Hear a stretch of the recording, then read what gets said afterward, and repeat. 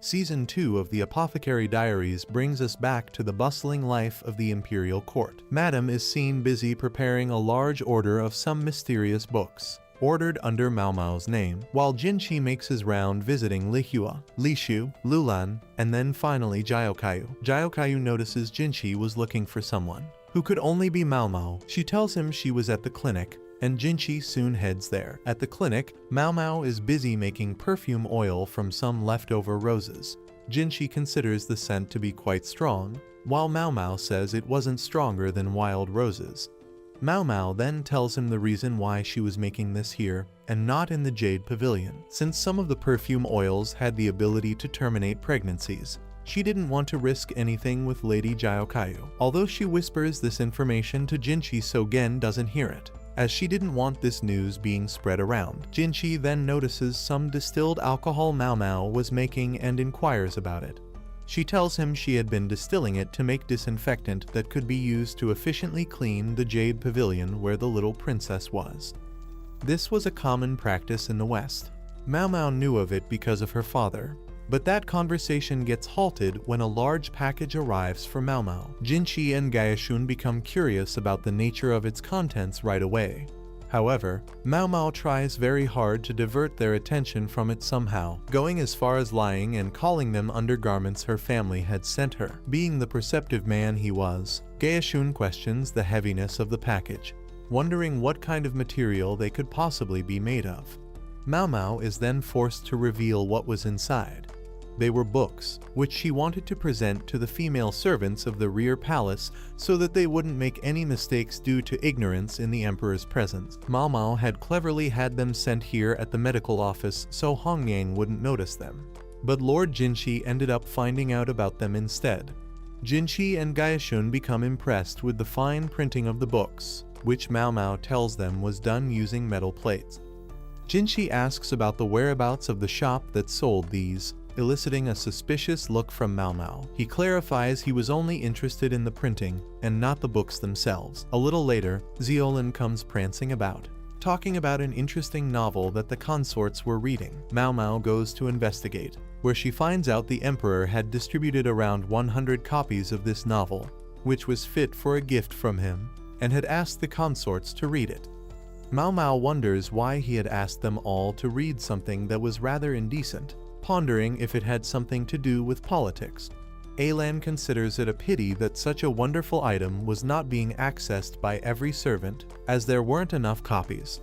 Mao Mao suggests making more copies, asking Alan to use her beautiful handwriting for it. This plan could really work wonders regarding improving the literacy rate among the servant women, as more and more would want to read and write from this, which was a question Mao Mao was asked during her interview as a maid as well. Xiaolin proves her theory was valid right away by asking Mao Mao to teach her how to read and write. Mao Mao starts with teaching her how to write out her name, which definitely would need some practice before she can nail it. Xiaolin tells her that she was going to learn how to write to help her chances in finding a job once she leaves the palace. Witnessing Xiaolin's determination, Mao Mao can't contain her delight as she squishes her cheeks and starts teaching her more symbols and words. During the night, a patrolling servant gets attacked by something mysterious in a quick flash. The next morning, Mao Mao accompanies Princess Lingli for a walk around the palace. Lingli discovers something within a cramped space. Mao Mao goes to investigate and finds a kitten there, who, upon being approached, runs away. What follows is an intense chase where Mao Mao finally corners the kitten, who was hissing profusely at her at this point. Mao Mao pounces at the little critter, but misses, smashing her face into the ground in the process. Luckily, Shisui catches it and hands it over to Mao Mao. Mao Mao takes it back to the medical center, wondering how a kitten even got into the palace despite its restrictions. She asks Gen to bring some milk and intestines for it while she cleans it with a cloth. The emperor accepts the kitten and puts Mao Mao in charge of it. After feeding and caring for it for some time, the kitten started gaining its strength back. Lord Jinchi and Mao Mao discuss the fascination of cats on people. According to Mao Mao, their charm lay in wondering about what they were thinking. As she elaborates, Jinchi can't help noticing how similar Mao Mao was to a cat herself. The kitten then got the title of Rat Exterminator from the emperor and named Mao Mao as well, which didn't sit that well with the real Mao Mao. Alan, Yinghua, and Mao Mao then tidy up the palace, awaiting the arrival of some special guests. Episode 2 begins with Jinshi going over the appropriate necessities that should be met regarding welcoming the caravan with Gaoshun. As the weather was changing, Hong Yang told Alan, Yinghua, and Mao Mao to help with changing the wardrobe. They get to it right away. Yinghua spots some older designs that were popular once, but are outdated now. They will now be remade by the craftsman and sent to Lady Jayokai's homeland. Mao Mao decides to put insect repellent in them just to be safe. Alan tells them a new maid will be joining them soon to help out with Lady Jayokai's pregnancy. Compared to Lulan's 50 servants, Lady Jayokayu only had 5, which was a bad look for a primary consort like herself. Yinghua mentions the caravan, which Mao Mao had not heard of before as she wasn't around the last time it came. As she's chattering on, a furious Hong Yang shows up behind her and scolds the breath out of her. Meanwhile, Lady Lihua asks Shin, her head maid, to take the list of things she wanted to buy from the caravan. Shin orders a free maid to take care of it, and as she's heading back, one of her subordinates hands her a message from the medical clinic that suddenly shifts the expression on her face. Despite being such a large and lively place, the rear palace only had a quack doctor. Again, however, due to strict hygiene management, the instance of getting sick was considerably rare.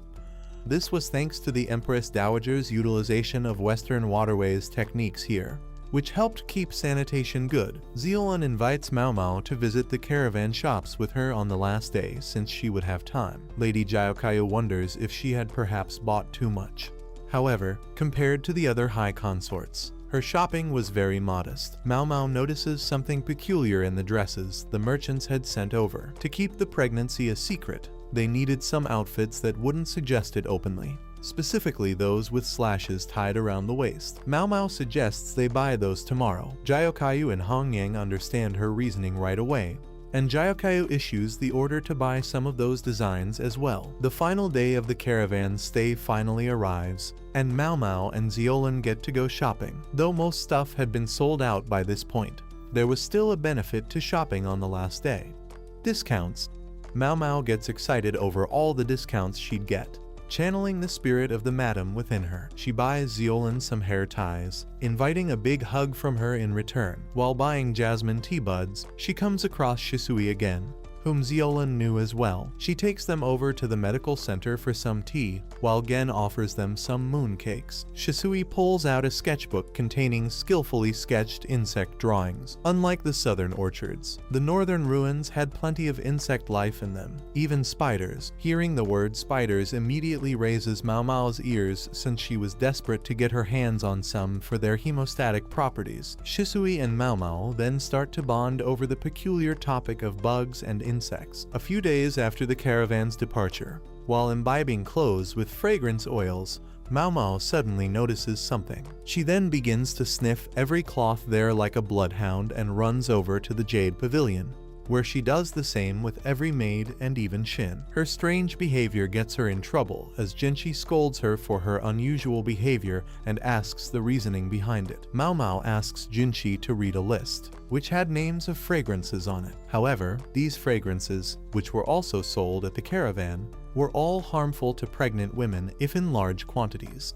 Mao Mao suggests this case was similar to what caused Lingli's illness and Lady Lihua's child's death. Someone was trying to bring poison into the rear palace, and so Jinshi and Jayokayu made the appropriate arrangements to counter this threat before it got out of hand. Like the assassination attempt during the mid-festival, many people could possibly be involved in this. Mao Mao continues to strain her mind over the many coincidences and clues from recent events. She then pours out a cup of jasmine tea for herself to help calm her nerves. As she sips it, Lord Jinshi pops in, asking if it was okay for her to drink considering its side effects. Mao Mao tells him it was only harmful in large amounts and to pregnant women, so she would be fine. Jinshi asks her if he could have some of it as well. While Mao Mao prepares a cup for him, he asks if there were any benefits to drinking this tea as well. Mao Mao tells him it was good for calming the nerves, helping with insomnia, and refreshing yourself, which was precisely why its side effects were often overlooked. Mao Mao pours him a cup of white tea and adds a sly, sarcastic remark on the side as well. both of which Jinshi doesn't appreciate, prompting him to get up and leave unhappy.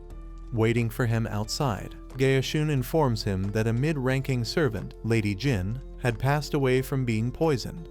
Jinshi quickly realizes something as we pan over to Jyokayu being poured some tea with the pourer having a suspicious expression on their face.